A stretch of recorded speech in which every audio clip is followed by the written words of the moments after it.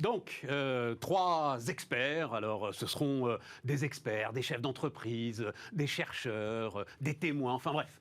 À chaque fois, 3 personnes pour discuter avec moi. Il y aura encore, de temps en temps, des interviews de chefs d'entreprise, mais c'est vrai que, globalement, tous les jours, ce seront plutôt des discussions avec 3 personnes pour discuter avec moi. Donc, alors, de l'économie, et là, en l'occurrence, c'est pas mal de démarrer avec la macro et essayer de savoir un petit peu quel est l'état du monde au moment où on va redémarrer cette saison particulière.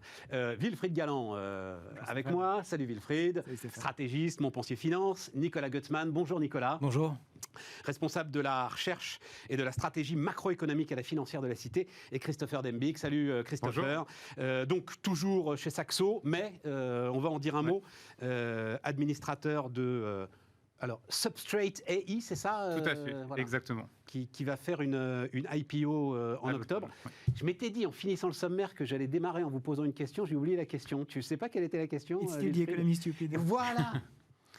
Is it still the economy stupid? Est-ce que... J'ai pensé à stupide, donc tout de suite, ça m'a... Voilà. Non, mais est-ce que c'est encore l'économie qui mène le monde? Alors, je pense que l'économie reste extrêmement importante.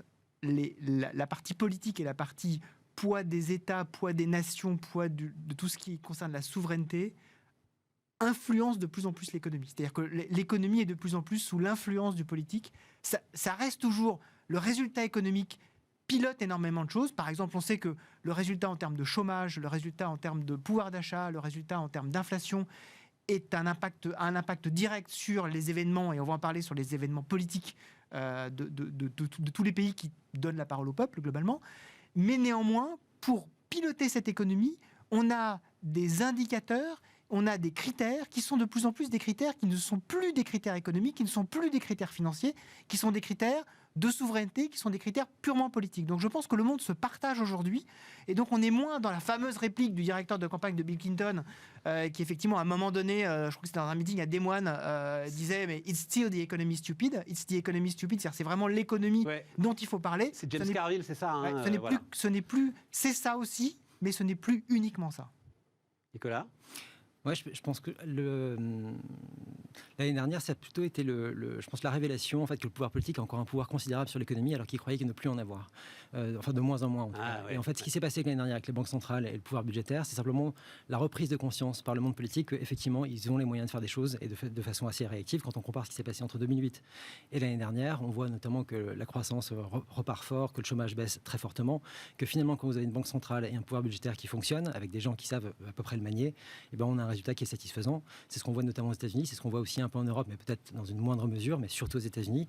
Et je pense que c'est vraiment ça, c'est la prise de conscience sur les 10 dernières années que finalement la reprise économique suite à la crise de 2008 a été tout à fait insatisfaisante, et qu'en fait ils veulent reprendre le pouvoir sur l'économie, et ils y arrivent. Je précise ma question, Nicolas. Les talibans, c'est pas économique? Non, c'est pas économique. Trump, c'est pas économique? Trump, c'est quand même pas mal économique. Le populisme, c'est économique? C'est quand même beaucoup économique. Quand vous voyez à peu près les tendances que vous avez depuis les années 80 dans tous les pays, je pense que c'est assez clair. Vous avez la progression des inégalités. C'est économique et social. C'est économique et social. Voilà, c'est les deux ensemble. Oui, vous avez raison. Je pense que le populisme peut perdurer s'il y a un succès économique. Je prendrai l'exemple en Pologne. En Pologne, pourquoi le parti populiste Droit et Justice, qui est au gouvernement depuis plus de 5-6 ans, réussit très bien, c'est qu'il a compris quelle politique économique il doit mettre en place. Et il y a une adhésion derrière la population. Donc je pense que le populisme... Dans les pays où le populisme vraiment s'étend, si vous avez une économie qui fonctionne bien, des bonnes politiques économiques, finalement la population va moins regarder ce qui est par exemple au droit de la presse, liberté de la presse, etc. Et voilà. L'exemple polonais est vraiment ce cas d'école. Ah, d'accord. Et ça, c'est vraiment it's the economy stupid, ce que vous décrivez là. Mais si les talibans n'avaient pas eu, pour reprendre ton exemple, si les talibans n'avaient pas eu de financement économique, de financement via la drogue, via un certain nombre d'éléments qui leur ont permis d'avoir de la puissance financière, jamais ils n'auraient pu d'accord gagner. Du financement, mais le moteur n'est pas économique. Vous avez raison. La mise en mouvement, le populisme sans doute, mais là le moteur l'est pas du tout. Le démarreur n'est pas économique, mais si le moteur n'est pas alimenté par de l'économie, le moteur s'arrête immédiatement. Il n'y aurait pas eu la possibilité d'avoir cette espèce de bascule extraordinaire du pays, depuis en plus les zones tadjiques, et non pas depuis les zones pashtunes, donc véritablement depuis les zones qui étaient censées être les plus hostiles aux talibans, qui se sont effondrées très rapidement, alors que leurs tribus sont hostiles aux talibans, s'il n'y avait pas eu une puissance financière derrière. D'ailleurs, aujourd'hui, on se rend compte qu'il faut arrêter la puissance financière. Mais il n'y a pas de puissance financière, Si, Wilfried, avec les talibans. Enfin, c'est ça qui est assez Il y fascinant, a des d'ailleurs. circuits financiers qui sont alimentés. Ok, des circuits financiers, mais des Il n'y a surtout pas de puissance financière en face. En fait, c'est-à-dire qu'on avait des soldats qui étaient, on était censé avoir une armée de 300 000 personnes qui étaient payées par le gouvernement, sauf qu'avec le niveau de corruption, il n'y avait pas de versement des salaires, il n'y avait pas de paiement et tout ça. Et donc, du coup, effectivement, les gens sont retournés facilement. Puisqu'on vous êtes menacé, vous n'êtes pas payé, évidemment, vous allez vous retourner. C'est clair. L'armée tombe. Et voilà. Et si vous n'avez pas de puissance économique qui est capable de tenir le pays, si ça avait été le cas, sans doute qu'ils auraient peut-être pu tenir un peu davantage. Mais si tu n'as pas de financement et si tu n'as pas Non, d'économie... mais d'accord. Voilà, T'as pas de n'avance pas. financement, d'accord. Mais évidemment. Mais quand il dit d'économie stupide, Oui, tu vois, c'est pas une question de financement. Évidemment. C'est Évidemment. le moteur principal qui fait voter les gens. Ah, qui fait voter. Eh oui. Eh ben Enfin, oui. qui les fait choisir, on va dire, voter, ou en tout cas, qui les fait soutenir un combat, c'est le moteur économique. Mais après, c'est effectivement le moteur économique dans toutes ces dimensions de la fameuse pyramide de Maslow. C'est-à-dire que quand vous avez un pays qui, comme tu as dit si bien, est totalement corrompu, dont les structures sont en train de s'effondrer, globalement, votre survie n'est même plus assurée. C'est-à-dire que vous ne pouvez même pas dire je vais avoir de plus en plus, en dehors de quelques grandes villes, je vais avoir de plus en plus de bien-être économique si je soutiens ces personnes-là. Et c'était même plus possible. C'est intéressant, hein, c'est une bonne question. Je crois que toute la semaine, on a démarré avec ça. Exactement. Tu veux ajouter quelque chose? Oui, je pense que sur le cas afghan, il y a aussi le fait que, et ça a été bien résumé, je crois, par le Wall Street Journal et le Washington Post, c'est aussi qu'il y a eu des accords tribaux qui ont beaucoup compté. Effectivement, on n'a pas eu l'argent qui a été promis, enfin l'argent promis est bien arrivé, mais il n'a pas été distribué notamment à l'armée. Mais derrière cela aussi, il y a toutes les relations tribales au sein de l'Afghanistan qui structurent finalement beaucoup plus la société que le pouvoir central. Ouais. Et ça a été, je pense, un élément moteur. Quand vous n'avez pas d'armée, vous n'êtes pas payé, ou en tout cas une armée plutôt factice, donc automatiquement, ce sont les responsables tribaux qui ont pris le relais, et là, il y a eu des accords. Le Washington Post disait très bien, par exemple, vous aviez historiquement, dans les familles, vous aviez un enfant qui allait dans l'armée gouvernementale et un autre enfant qui allait chez les talibans dans les années 90. Comme ça, quand un gagnait, et ben finalement, vous n'aviez pas l'autre enfant qui était dans le camp des perdants, qui était en prison. Donc c'était effectivement un réseau d'alliance qui est assez intéressant. Et c'est une société que nous, on a beaucoup de mal à appréhender en tant qu'Européens, évidemment. Ah oui, ça fait combien de temps les guerres afghanes? 2 siècles? Ça fait, Les Anglais, oui, c'est ça. Oui, c'est ça, les Anglais. Si on remonte aux Anglais, après on peut remonter aux Romains, mais si on monte aux Anglais, ça fait ça. Non, mais c'est intéressant ton histoire parce que c'est exactement des techniques d'investissement que m'ont expliqué beaucoup d'investisseurs. Il faut toujours, il m'expliquait, être dans un croisement. Et comme ça, si la société évolue dans un sens ou dans un autre, vous pouvez à ce moment-là donner une direction à votre entreprise. Bon. Est-ce qu'on peut vraiment dire... Donc, moi, il y a un chiffre qui, quand même, m'intéresse beaucoup. Enfin, ce qui m'intéresse, c'est que personne n'en parle. C'est le plus 13% de progression du PIB en zone euro. On a beaucoup parlé de la baisse, mais moins de la hausse. Ouais. C'est plus 13%. Alors, partout, on va dire... Mais je vais évidemment vous laisser... Ah bah oui, mais c'est normal, ça s'est effondré. Non, mais quand ça s'est effondré, qui disait que ça remonterait à cette vitesse, avec cette force, etc. Alors c'est clair, je pense que la vitesse de la remontée a surpris tout le monde. Et quand on regarde l'écho médiatique, on se rend compte qu'il y a souvent un espèce de tropisme, un peu d'autoflagellation sur les Européens. C'est en fait Europe, c'est un peu comme le dictionnaire des idées reçues, hein, c'est Europe de point dire que ça va mal. Oui. Alors qu'en fait, on se rend compte qu'il y a énormément de choses qui se sont bien passées, et surtout que la réaction des Européens, il ne faut pas voir ça avec le prisme de la crise de 2008. Le prisme de la crise de 2008 a été effectivement très important pour se rendre compte que les Européens n'ont pas réagi suffisamment rapidement. Pas que les Européens d'ailleurs, mais n'ont pas réagi probablement suffisamment rapidement, en particulier sur la coordination entre les banques centrales et les États. Là, on a une réaction extrêmement rapide. Banque centrale État, qui a permis de compenser. Non mais attends, alors parlons de ça, parce que moi, pour moi, cette comparaison, alors Nicolas, tu l'as faite tout à l'heure aussi. 2008, c'est un système financier qui se retrouve par terre. Là, rien. Non, mais là, le danger, c'était ça, effectivement. Mars 2020, les premiers jours, enfin la chute à partir du 20 février 2021, si les banques centrales n'étaient pas intervenues, c'était 2008 x 10. D'accord, mais le verre n'est pas dans le système financier à ce moment-là. À ce moment-là, le marché obligataire a complètement vrillé à ce moment-là. Mais les banques centrales sont intervenues tout de suite. 2008, de toute façon, Oui, non, mais elles auraient lâché 1000 milliards de plus, ça n'aurait rien changé au blocage du système l'origine financier. n'était pas la même, mais la crise de liquidité, la crise de liquidité était la même. C'est-à-dire qu'en fait, effectivement, l'origine de la crise de liquidité n'est pas la même.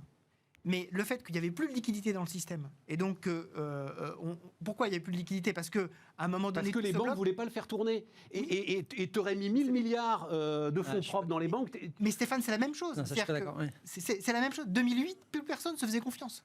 Eh ben oui, c'est bien ça. Et donc, c'était pas une question de pognon. Mais là, c'est pareil. Nicolas. Mais si.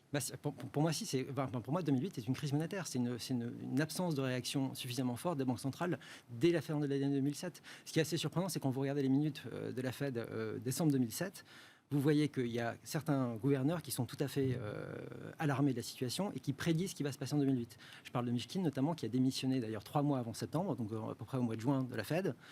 Sans doute pas pour ça, mais il est quand même démissionné à ce moment-là. Et alors que lui alertait de la situation et disait qu'on peut avoir justement une situation gravissime si jamais on n'intervenait pas plus. Ils n'ont pas réussi à ce moment-là. Bernanke voulait également une intervention plus forte de la part de la Fed dès fin 2007, mais ils n'y sont pas arrivés parce que le consensus du board était plus conservateur que lui.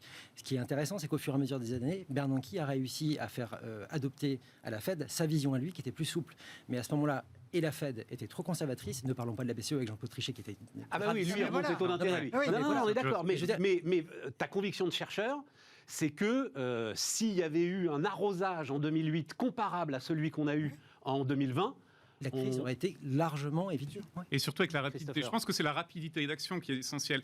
Après, qu'on soit d'accord ou pas avec la comparaison de 2008, ce qui est assez intéressant, c'est que dans l'esprit des banquiers centraux, surtout ceux qui ont connu effectivement cette crise, automatiquement, ils ne souhaitaient pas la répliquer. Donc, pour éviter la crise de liquidité, ce qu'il fallait faire, c'était bien sûr mettre beaucoup d'argent sur la table, mais peut-être plus réagir rapidement. C'est la rapidité avec laquelle ils ont réagi. On se souvient, au mois de mars 2020, finalement, la crise de liquidité, et je ne sais pas si on peut vraiment utiliser ce terme, ça a duré quelques jours du côté des États-Unis. Rapidement, la Banque centrale est intervenue, même chose du côté de la BCE. Après, est-ce qu'on aurait pu éviter avec le même montant d'argent et la rapidité avec laquelle on est intervenu la crise de 2007-2008 ? Je pense qu'effectivement, c'est pas complètement comparable dans le sens où effectivement là la crise venait réellement du système financier, notamment du marché immobilier. Donc il aurait fallu épurer à un certain stade ce marché immobilier et on ne pouvait pas l'éviter, mais on aurait peut-être réduit l'impact. Et après, à savoir, vous savez, quand on intervient très rapidement, il y a toute cette thématique des entreprises zombies. Si on serait intervenu beaucoup plus rapidement et plus massivement en 2007-2008... on va en parler. Mais attends, je finis juste là-dessus parce que ça m'intéresse. Nicolas, comment est-ce que je vais formuler ça? C'est-à-dire, 2008, tu rajoutes donc 2000 milliards. À ce moment-là, je veux dire, tu n'as pas le relais pour acheter la dette que tu émets. La grande différence 2020-2021, c'est qu'en fait, on a pu émettre sans dégâts cette monnaie parce que tu as eu partout les relais pour acheter la dette que tu émettais. Mais 2008, tu l'as pas. Mais c'est le signal que la Banque centrale envoie. C'est-à-dire, si vous faites une communication de la part de la Banque centrale et le marché comprend que si jamais il y a un crash qui arrive et qu'elle va être là pour soutenir, à ce moment-là, il n'y a pas de problème. Si par contre le marché voit que le crash est en train d'arriver, on voyait à ce moment-là le marché immobilier effectivement tomber, une légère baisse de l'emploi pendant l'année 2017, et là il n'y a pas eu de réaction. Et donc le marché regarde ça, il voit qu'il y a effectivement une récession qui est en train de se profiler. On avait une inversion de la courbe des taux avec effectivement donc profil récession qui arrive, et on voit une banque centrale qui ne réagit pas. Donc en gros, on sait qu'il y a une crise qui arrive et on voit que celui qui est censé la couvrir ne réagit pas. Qu'est-ce que vous faites? Vous vendez tout. Et voilà, et toujours pas de réaction, et le monde s'effondre. Mais alors, ça veut dire que c'est une erreur monétaire, oui. Alors, il n'y aura plus jamais de récession? Le prochain, alors on va prendre une récession, on va dire sévère mais juste. 93, plus possible. À ce moment-là, récession un peu sévère, tu vois, qui fait mal. Chef d'entreprise m'en parle encore, de 93. À ce moment-là, les banques centrales démarreront tout de suite. Ce mouvement-là ce mouvement de prise de conscience depuis 45, il était là. Les banques centrales ont largement intervenu depuis 45. Et après, à partir d'un moment, on avait trop d'inflation parce que les types, on allait trop loin dans ce sens-là. Et après, on allait dans l'autre sens. C'est-à-dire que l'interventionnisme, on l'a un peu laissé tomber. On s'est pris 2008. On a compris qu'à ce moment-là, effectivement, on avait des moyens pour pouvoir agir fortement. On a appliqué ces moyens l'année dernière avec un grand succès. Donc maintenant, on est de nouveau conscient qu'on peut agir effectivement avec succès. Sans doute qu'après, d'ici des années ou quelques décennies, on ira dans un excès inverse et on retournera dans l'autre sens. Mais voilà. Moi, j'aime bien l'analogie avec la politique du zéro mort. C'est celle qui a été mise en application par beaucoup d'États dans les années 90 en termes de défense. Et finalement, au niveau économique, les banques centrales nous mènent à cela. La crise de 2007-2008, vous avez eu effectivement des banques centrales qui n'ont pas réagi rapidement, on a vu les conséquences. Mais par la suite, toutes les crises qui ont pu avoir lieu, y compris même les baisses d'activité en Chine, systématiquement, on a vu que les banques centrales ont été là pour réagir. Tout à fait. Donc, on n'accepte pas un fonctionnement économique normal qui passe effectivement par des destructions d'emplois, des destructions aussi des faillites d'entreprises et derrière cela, de réelles créations d'emplois et nouvelles entreprises qui prennent le relais. Donc, vous avez politiquement et du côté des banques centrales cette logique du zéro mort qui est prédominante et ça va se voir. On parlait en introduction de la campagne présidentielle. On a déjà quelques éléments qui sortent de la part des candidats. Même si certains vous parlent de baisse des dépenses publiques, etc., ils ne reviendront pas sur la politique où on met plein d'argent sur la table. Et donc, on n'accepte pas aujourd'hui un fonctionnement du capitalisme qui est normal, qui permet l'innovation, qui est souvent nécessaire. Et ça, à un certain stade, ça va se payer. À minima en termes de croissance faible, voire potentiellement, ça pourrait être beaucoup plus désastreux avec le fait qu'on repousse une crise inévitable en ayant plein d'excès pendant plusieurs années. La véritable question qu'on pose là, c'est quelle est la limite de l'action des banques centrales ? La véritable question, c'est celle-là. C'est-à-dire que ce qu'on non, c'est pas cette question. Si, elle est intéressante, mais c'est pas cette question. Parce qu'en fait, est-on prêt à accepter aujourd'hui la récession ? Alors, la destruction créatrice, voilà, mais le processus de destruction. Quand si on répond non à cette question, alors la seule réponse, c'est pour ça que je dis que la véritable question c'est celle-là, c'est la réponse des banques centrales. Pourquoi est-ce qu'on est en train de parler de ça autour de la table ? C'est parce qu'en fait il y a une réponse à la fois très massive, rapide, et oui, et tout le monde, massive, rapide et coordonnée. C'était les trois éléments. S'il n'y avait pas eu ça, on aurait eu la récession. Et donc, quand on dit « je ne veux pas », on trépigne sur notre chaise en disant « je ne veux pas de récession », ça n'est possible que tant que l'action des banques centrales n'a pas de limite. Or, cette limite, on sait qu'il y en a deux, à la limite l'action des banques centrales. La première, c'est est-ce qu'on peut déclencher un phénomène inflationniste très fort ? Première question, on n'a pas la réponse à ça. Et le deuxième, c'est est-ce qu'on peut avoir... Nicolas, là,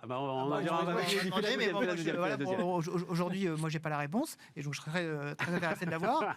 Et la deuxième, c'est est-ce qu'on peut avoir en fait une fuite devant la monnaie qui va déstabiliser la monnaie dans laquelle cette opération est menée. Et on voit qu'il y a une très très grande différence entre vous êtes une zone dollar dans laquelle vous êtes la monnaie du monde, et donc globalement il ne peut pas vous arriver grand-chose au moins à court terme, et puis vous êtes une autre zone, la zone euro c'est plus petit, ou encore plus petit, où là à un moment, si vous ne fonctionnez pas avec un décompte extérieur extrêmement excédentaire comme le Japon, c'est un petit peu compliqué. Donc ça c'est vraiment la limite. Tant qu'on n'a pas touché ces limites-là, oui, effectivement, on peut dire non, je ne veux pas de récession. Mais si tu as la réponse sur l'inflation, déjà sur le principe, je me dis simplement que le rôle d'une banque centrale, c'est d'assurer une stabilité nominale. Enfin, en gros, ça veut dire c'est plus ou moins une stabilité de la croissance dans le temps.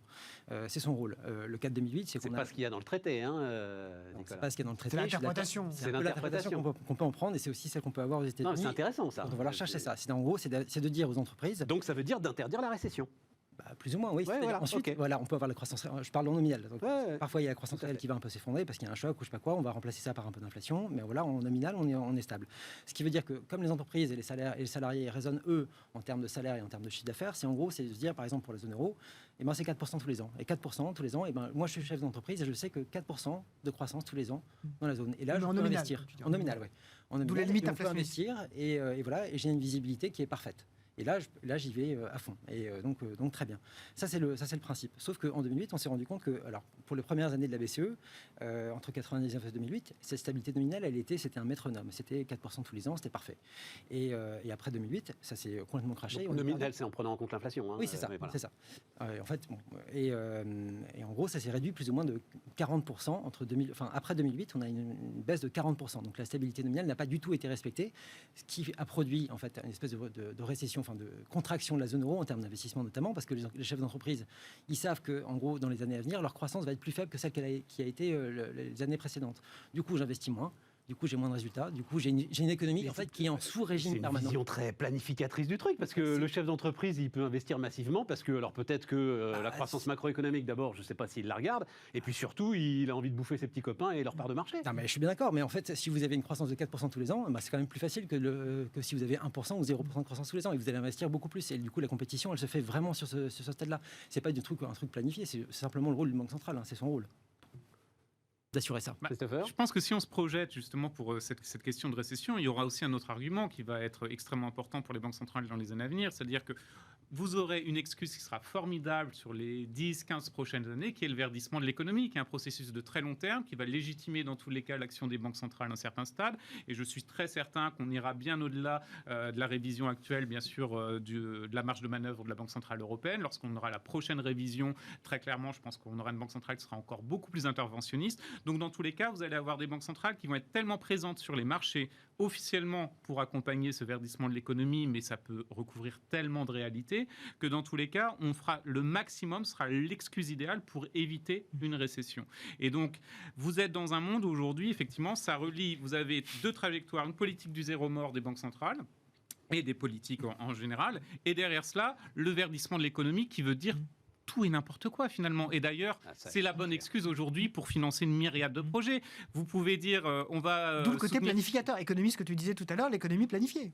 Oui, on rentre dans une économie qui est planifiée sur le long terme. En tout cas, on a les grandes lignes directrices, effectivement, qui sont très claires. Le capitalisme, comme on l'entend, je pense que déjà aujourd'hui, il n'existe plus et demain, il existera encore moins, très clairement, parce que vous avez plus du tout d'acceptation du fonctionnement normal, en tout cas, de l'économie. Et ça aura un dommage en termes d'innovation, notamment. Si on prend les choses en même en sens inverse, on a tous l'impression que les banques centrales, tout à fait. Les banques centrales ont en gros une capacité d'intervention qui est énorme, et aujourd'hui ils abreuvent le liquidité. En gros, tout le monde considère qu'elles sont incroyablement expansionnistes. Si je prends les écrits de gens qui ne sont pas tout à fait des gauchistes absolus comme Milton Friedman, par exemple, on se rend compte que ce n'est pas tout à fait le cas. En fait, les taux zéro aujourd'hui, le taux zéro ne sont que le résultat d'une politique monétaire qui était dans le passé trop stricte. Ça, c'est les écrits clairement de Milton Friedman. Si je prends Bernanke, même chose, il dit que le seul indicateur valable pour voir ce qu'est une action d'une banque centrale, c'est de voir la croissance nominale. Or, la croissance nominale, elle est en chute depuis 20 ans. Mais... Donc, en fait, les banques centrales ne sont pas expansionnistes. Elles ont été trop restrictives depuis 20 ans. Et aujourd'hui, en fait, elles ont du mal à sortir de ça. Elles sont arrivées au zéro point mort, mais par leur manque de réactivité passée aujourd'hui, elles doivent s'en sortir. Et simplement, c'est de revenir à un état normal qui permettrait d'avoir des taux longs qui soient plus élevés, qui permettrait d'avoir une économie qui tourne plus conformément à son potentiel. Quand on n'a pas d'inflation depuis 20 ans, quand on a des taux de chômage qui sont en France, on est à 9% depuis 40 ans en moyenne.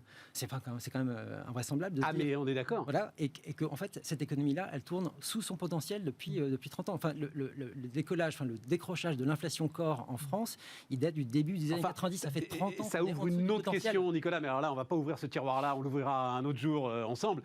Qui est, y a-t-il un réel potentiel de croissance, justement? Voilà, c'est un potentiel gigantesque en Europe. La fameuse grande question entre l'eau courante et l'iPhone. Voilà. Est-ce que tous ces éléments qu'on vient de décrire, il y a un philosophe d'origine autrichienne qui s'appelle Karl Popper, qui a été maintenant Sir Karl Popper, Karl Popper, qui appelait ça la vision constructiviste des choses. Il disait en fait le monde se divise en deux catégories. Il y a les constructivistes d'un côté et les libéraux de l'autre. Et lui était du côté libéral évidemment. Mais constructiviste, c'est-à-dire en fait on construit une espèce de société idéale et on essaye de faire de brique par brique cette société qu'on a planifiée ex nihilo. Et en fait, il démontre dans ses différents livres qu'en fait, ça ne marche pas, évidemment. C'est-à-dire qu'à un moment donné, il y a toujours des grains de sable qui font, en particulier liés à l'avidité humaine ou le manque de potentiel ou tout simplement le manque de compétences, que ça ne fonctionne pas. Mais le monde que nous prépare aujourd'hui à la fois l'alliance du verdissement de l'économie, du zéro mort et des banques centrales, c'est effectivement un monde de constructivistes. Donc, est-ce que ça va baisser la croissance potentielle? Moi, c'est ma crainte. Et donc, est-ce qu'il faut arriver à limiter ça au maximum pour essayer de redonner un peu de logique de marché dans tout ça? C'est l'esprit de raison que j'espère voir triompher à la fin. Redonne-moi le truc, zéro mort, verdissement... Verdissement et banque centrale. Et banque centrale. Ouais. Voilà. Ah, mais c'est Welcome to Gattaca. C'est un peu ça.